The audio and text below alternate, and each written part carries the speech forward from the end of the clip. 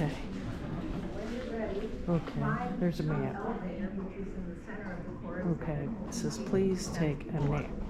Okay. On exiting the elevator, please go to your right and view some of the many gifts that were given to the Johnsons during their Okay, here we go. Then go across the hall and view our replica of LBJ's Oval Office. Okay.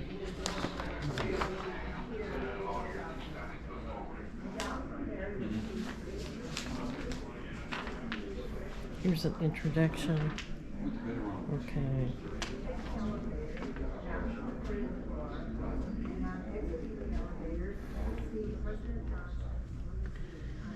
Okay, so. Okay, here we go. There's a showing. I guess you would say he came on strong. LBJ was a force of nature. It was just a human dynamo. You would know it if your eyes were closed and your back was turned. Oh my God, there's LBJ. It was a tornado in pants. Larger than life. The good news is that anybody who ever worked for Daddy became part of his family. Bad news that anybody who ever worked for Daddy became part of his family. Single most intelligent man that I've ever known. Totally honest and calculatingly devious. Sheer, raw, brute intelligence. Could be thoughtful, caring, and There was just this internal engine in him that could not stop. tough, demanding, cruel. All of these opposites trying together inside of him. He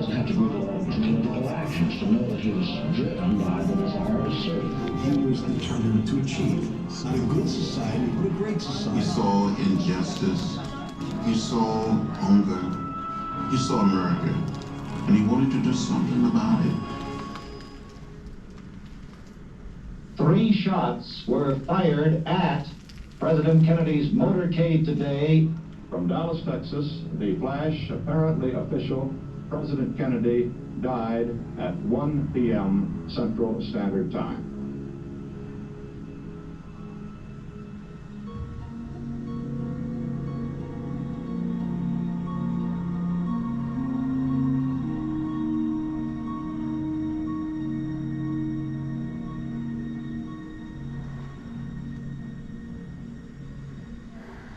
All I have, I would have given gladly not to be standing here today. In the very early hours of his presidency, he laid it out, the entire Great Society, and he never diverged from it. Will you join in the battle to build the Great Society? Most of what he proposed, he'd been thinking about for many years. So it was all pent up. And when he became president, it just exploded. The journey began with President Roosevelt's conviction that a compassionate government cannot ignore the plight of the ill-housed, or the ill-fed, or the ill-clothed. Johnson saw that government can be a great force to help people who are confronting forces that are too big for them to fight themselves. And he realizes that this is a chance now for him to, in a sense, complete the New Deal. Our first objective is to free 30 million Americans from the prison of poverty. Can you help us free these Americans? And if you can, let me hear your voices. Johnson wins the election in 1964 by a landslide. Johnson had an enormous amount of political capital, and he didn't hoard it. He used it to get the Great Society in place. Since he had so many bills and so many committees at the same time, what it required were these huge charts in his office. This was Johnson's domestic equivalent of the war room. Johnson had the energy and the determination and the tenacity to work on them one by one until we got the numbers we needed, not just to pass the legislation, but to get the Great Society enacted by bipartisan legislation. My first job after college was as a teacher in Cotulla, Texas, in a small Mexican-American school. My students were poor, and they often came to class without breakfast, hungry. And they knew, even in their youth, the pain of prejudice. His heart went out to the Hispanics and the blacks who were in such a biased world. He wanted to give people a chance to succeed, to fulfill themselves, because that was the story of his life.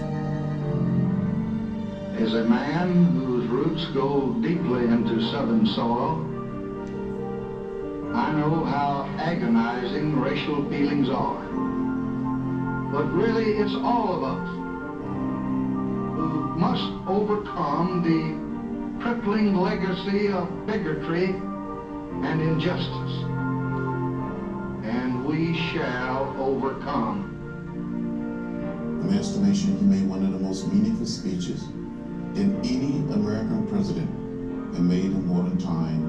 There's no president since Abraham Lincoln that comes close to the achievements of LBJ on civil rights. What he does changes the face of America forever. It is a social revolution that we'll never go back on. He opened up the political process. He made real the essence of our democratic ideal. All of Johnson was quite visible in his early years. The intensity, the drive, the native intelligence. From the time he was young, he had this sense that if he could outwork everybody, he could get where he wanted to go. He understood from the start that this was a city that was a magnet for ambitious people. He had an incredible sense of the jugular of every member of Congress. He could remember where every senator stood on different issues. What were their vulnerabilities? What were their strengths? What did they need in their district? He had telephones everywhere he could possibly be, which meant that there was never a free hour when he wasn't calling some congressman, some businessman, some labor leader to get something done.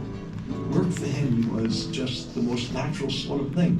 And the people around him were sort of driven to work 24/7 if he needed them to do it. Part of the LBJ treatment was physical. You knew when Lyndon started breathing in your mouth that you were finished. But much more importantly was the mental part of the treatment. They used to say people are moved by love and fear, and the trick is to put the right combination together. He would frequently take his fingers and press into your chest, or in some cases even almost lift you up some by your lapel, where I find myself in most cases saying, yes sir, Mr. President, whatever I can do to make it happen. Well, when Johnson came to the presidency, the United States was deeply enmeshed in the Cold War with the Soviet Union and China. There was a kind of feeling of a life and death struggle with communism, and it was global. Since 1954, every American president has offered support to the people of South Vietnam, and I intend to keep that promise. There was a worldview that was shared by most of the decision makers from the Eisenhower, Kennedy, Johnson era, that wherever there was a potential for a communist uprising, we had to be there. Johnson knew that he was risking his great society, the lives of thousands of young Americans, and yet he went ahead because he felt that national security was at stake. I remember him saying, if I could just sit across a table from Ho Chi Minh, we could work this out. But it wasn't that easy on a world scale. I don't think it's worth fighting for, and I don't think we can get out. And it's just the biggest damn mess. It was a man absolutely tortured by the realization that he just simply didn't have the power or the vision available to him to find a way out of this thing. In the end, it destroyed his body as well as his heart, knowing that so many of his achievements would now be shadowed by the war. For it seems now more certain than ever that the bloody experience of Vietnam is to end in a stalemate. And by then, it was really clear that continuing to bomb, continuing to do everything we could to pacify areas, it wasn't working. I said, well, I don't know. I may not run. And I said that you have to run. You're only one of the politicians who could get things achieved. He said, you've got it exactly backwards. I'm the only one who can. I've asked too much of Congress. We're like an old man and woman. We've asked too much of each other. I shall not seek the nomination of my party for another term as your president. Johnson thought that pulling out of the presidential race in 1968 would allow him to devote all of his time and energy to trying to get peace in Vietnam. Lyndon Johnson was giving his political life, which for someone like Lyndon Johnson was really life itself, in an effort to advance the course of peace. Every president lives not only with what is, but with what has been and what could be.